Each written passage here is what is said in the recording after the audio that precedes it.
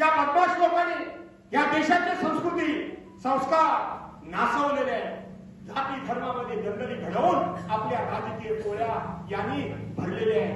रामाचं सांगते मला माहित आहे या मतदारसंघात नाही ते बाकी सगळं सोडा, परंतु मोदीजींनी राम मंदिर बांधलं की नाही?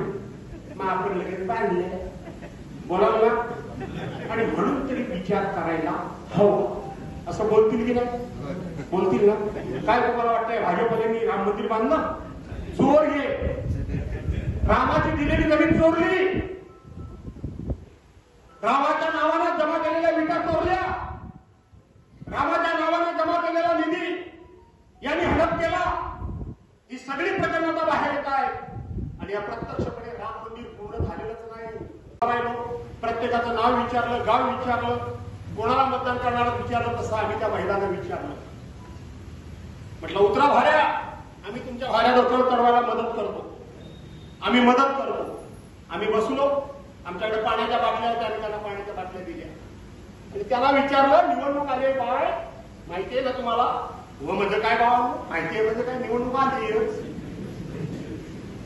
मग मत कोणाला देणार? मत कोणाला म्हणजे काय? तुम्हाला. तुमच्याशिवाय आम्ही विसरले नाही काय कोणाला? तुम्ही काय काय आमच्यासाठी केलं? मला म्हणजे कोणाला? तुम्हालाच. म्हटलं मी नाही उमेदवार उभा आहे, उमेदवार किती साहेब उभे आहेत तर आम्हाला माहित नाही, आम्ही तुम्हाला मत देणार. तर जाऊ दे, माझी निशाणी काय? गाड्या. हे म्हटलं बाय तुला कोणी सांगितलं? कालच आलं होतं तुमचं नाव घेऊन. मुळे भाऊला म्हटलं बघा हा धोका आहे. आपण इकडे सभा करत बसू आणि ते भाजपवाले मागच्या दरवाज्यात चोर कधी शिरतील, कारण चोऱ्याची सवय लागलेलीच आहे त्यांना. कधी शिरतील आणि कधी खोटं सांगतील. देवळाचा घुमट बांधल्याशिवाय देवळाचं कधी उद्घाटन तुम्ही केलं काय? राम मंदिराचा घुमट तयार झालाय नाही झालेला. तुम्ही तुमच्या गावागावामधून प्रभू रामचंद्र मध्ये एका बाजूला सीताबाई आणि दुसऱ्या बाजूला लक्ष्मण याच्याशिवाय राम मंदिर कधी बघितले? समोर पायाशी मारुती बसलेला का बघितलं की नाही?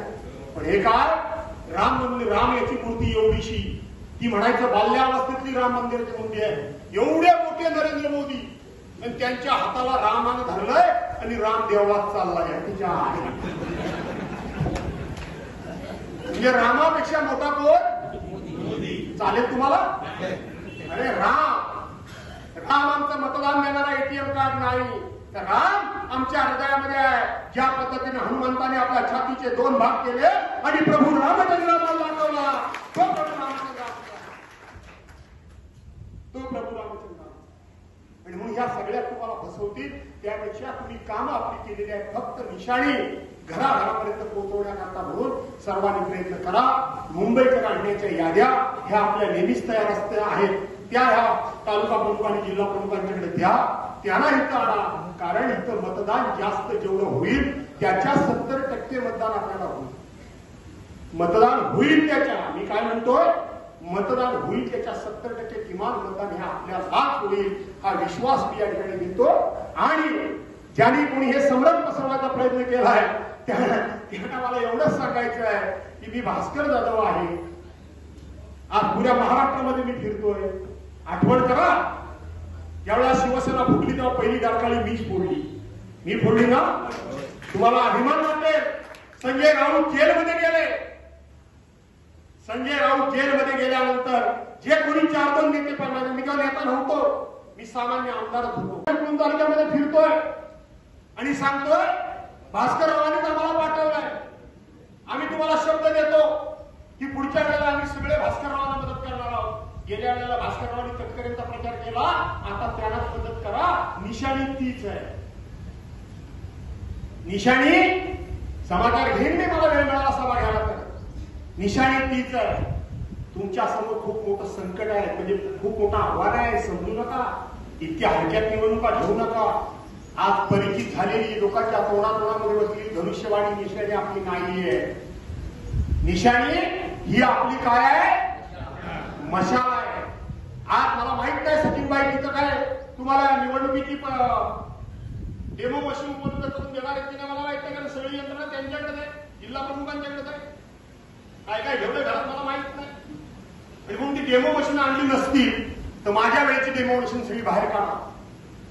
प्रत्येकाला 2-2, 4-4 डेमो मशीन आपण देऊन ठेवली. घ्यायच्या बऱ्याच जणांच्याकडे नाही. ती काढा. त्याच्यावर गीते साहेबांचं नाव. तुम्हाला गंमत सांगतो की गीते साहेबांचा सादरमे नावचा उमेदवार एक आहे आणि त्याची निशाणी दिली चिमणी. चिमणीच दिली ना, राऊत साहेबांना दिली ना. चिमणी कोणासाठी दिली? राऊत साहेबांना आमच्या विनायक राऊतांना चिमणी दिली. बघा काय धोका आहे तो. मला माहित नाही यांच्याकडे काय निवेदन दिले. ती मशीन काढा. घराघरामध्ये जा. पत्रकार तुमच्याकडे आहेत की नाही मला माहित नाही. आणि म्हणून घराघरापर्यंत जा. नुसत्या मिटिंगा वगैरे एखाद्याला करू नका. आणि घराघरासमोर जाऊन ते मशीन समोर ठेवा. मशीन नाही मिळाली तर आजकाल काही तुम्हाला तयार करता येतं कॉम्प्युटरवर. ते कॉम्प्युटरवर तयार करा मित्रांनो. युवा सेनेचा अधिकार आता कुठे गेला तालुका अध्यक्ष? कुठे गेला? काय झालं? माझ्या वाटण्याची मागे स्पीकर चालू आहे. युवा सेनेचं हे काम आहे. माझ्या महिला भगिनींचं एक काम आहे. घराघरामध्ये जा. किती 1 नंबरला तुम्ही किती नंबरला? 1 नंबरला गीते साहेब असतील. त्यांच्या समोर ती मशाल. त्या मशालींमध्ये सुद्धा गंमत झाली. हे कोण तुम्हाला सांगतो की नाही मला माहित नाही. पहिली गोल मशाल दिली होती. आता मुद्दामून वेगळी मशाल दिली. तुम्ही तर म्हणाल ती मशाल होती. मग आता ही निवडणूक म्हणजे बॅलेट पेपरवर ही कुठली आली? दुसरी. सावध राहा. त्या मशाली समोरच एक बटन दाबायची प्रॅक्टिस घ्या. आता अशा भावात राहू नका. आम्ही काय नेहमी निवडणुका लढतो. आम्हाला काय नवीन आहे सारखे कूटनीतीवाले नाहीये. राणा झाला चिपळूणमध्ये आणि लोक लिहितात गुहागरमध्ये म्हणजे राणा संस्कृती इथं आली. काय त्यांचे डोळे फुटले होते की काम काय झालं मला माहिती नाही. या भागामध्ये कोणाबद्दल एक अपशब्द आम्ही कधी वापरलेला आहे? वापरला एक शब्द. माझी भाषण जहाल आहे. पण कोणाच्या आईबद्दल, कोणाच्या बहिणीबद्दल, कोणाच्या सुनेबद्दल, कोणाच्या लेकीबद्दल वाईट बोललेलं भास्करचा तो कधी बघितला? तुम्ही ऐकलात कधी? ऐकलात? भाषण जहाल आहे. पण लिहायचं काय की चिपळूणची राणा संस्कृती गुहागरमध्ये आली आणि नातूंनी कसे संस्कार जपले. काय जपले नातूंनी संस्कार? काय जपले? काय दुसऱ्याच्या आई बहिणीबद्दल, दुसऱ्या पक्ष नेतृत्वाच्या पत्नीबद्दल, आईबद्दल, त्यांच्या मुलाबद्दल इतक्या घाणेरड्या शब्दामध्ये बोलतात. त्याचं समर्थन नातू करतात.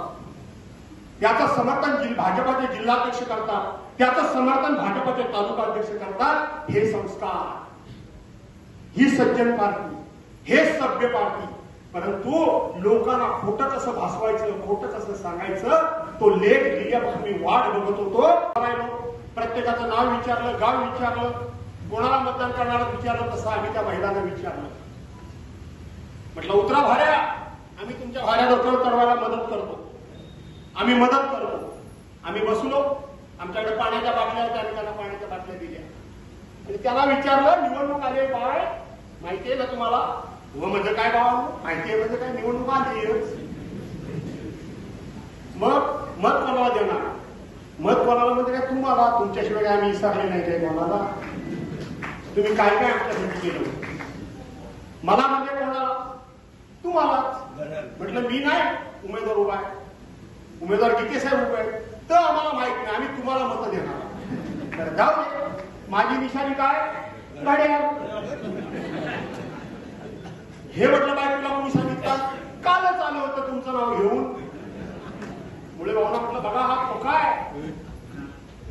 आपण इकडे सभा करत बसू आणि ते भाजपवाले मागच्या दरवाज्यात चोर कधी शिरतील. कारण चोऱ्याची सवय लागलेलीच आहे त्यांना. कधी शिरतील आणि कधी खोटं सांगतील. पहिल्या टप्प्याचं लोकसभेच्या करता म्हणून मतदान होणार आहे आणि या मतदानाकरता आज या भागाची ही प्रचार सभा आपल्या सर्वांच्या उपस्थितीमध्ये पार पडते. मी सुरुवातीलाच आपल्या सर्वांना सांगतो ही प्रचार सभा ही केवळ एक औपचारिकता आहे. कारण विक्रांतनी काही गोष्टी सांगितल्या, पद्माशेठ आरेकरांनी काही गोष्टी सांगितल्या, लतीफ लालूंनी काही गोष्टी सांगितल्या की आपण केवळ या निवडणुकीच्या प्रचार सभेतच या तालुक्यातलं मतदान हे गीते साहेबांना देणारा तशातला भाग नाही. माझी कार्यपद्धती तुम्हा सर्वांना ज्ञात झालेलीच आहे.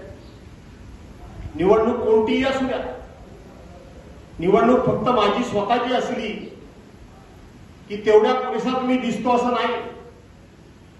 तर निवडणूक ग्रामपंचायतीची असू द्या, निवडणूक जिल्हा परिषदेची असू द्या, निवडणूक नगरपालिकांची असू द्या, निवडणुका बँकांची असू द्या, सोसायटीची असू द्या, खरेदी विक्री संघाची असू द्या, ती माझ्या आमदारकीची असू द्या, नाहीतर ती गीते साहेबांची खासदारकीची असू द्या, या प्रत्येक वेळी शेवटी प्रत्येकाला कुठे ना कुठेतरी एखादं सत्तेचं पद मिळावं, कुठल्या तरी राजसत्तेमध्ये जाऊन आपण बसावं, याच्या करता म्हणून प्रत्येक जण अपेक्षा ठेवतो आणि त्या अपेक्षा ठेवणं काही चुकीचं असं मला वाटत नाही. मी उतरले त्याच्यामध्ये आघाडीवर तुमचा भास्कर जाधव मैदानात होता. त्यामुळे हे जाणूनपूर्वक मला बदनाम करण्याचं काही षडयंत्र आहे. याला मी तर ठुंकून किंमत देत नाही, कवडीची किंमत देत नाही. मी तर फार उलट्या फुटीचा माणूस आहे. कोण असं बोला तर हो असं जा कर काय का मला माहिती आहे. माझ्या आघाड्यासमोर कधीच कोण टिकत नाही, कोणीच टिकत नाही. आणि माझ्या निवडणुकीत सुद्धा तुम्ही नूरबाई तुम्ही बघितलेला आहे. मला एका फॉर्म मधून भरला की प्रचारला कधी बाहेर पडत नाही, पडतो शेवटचे 2-4 दिवस माझे. पण आता काय झाले अडचण की माझ्याकडे दिवसच नाहीये. मला पुण्यामध्ये जायचंय, मला भाडामध्ये जायचंय, 2 तारखेला मला त्या ह्याच्यामध्ये जायचंय, हातकळण्यामध्ये जायचंय. मी शेवटी आता पक्षाला विनंती करणार आहे की ह्यातले काही दिवस रद्द करा. पुन्हा एकदा शेवटच्या टप्प्यामध्ये मी तुमच्याकडे येईल. पण एवढं मात्र सांगून ठेवतो, दिलेली जबाबदारी प्रत्येकाला गावागावाची वाडीची जबाबदारी दिली आहे. त्याच्यामध्ये जर डावं उठवं काहीतरी केलं तर गाठ भास्कर जाधवशी आहे. एवढंच सूत्र सांगतो. आपल्या सर्व घेतो. जय हिंद, जय महाराष्ट्र.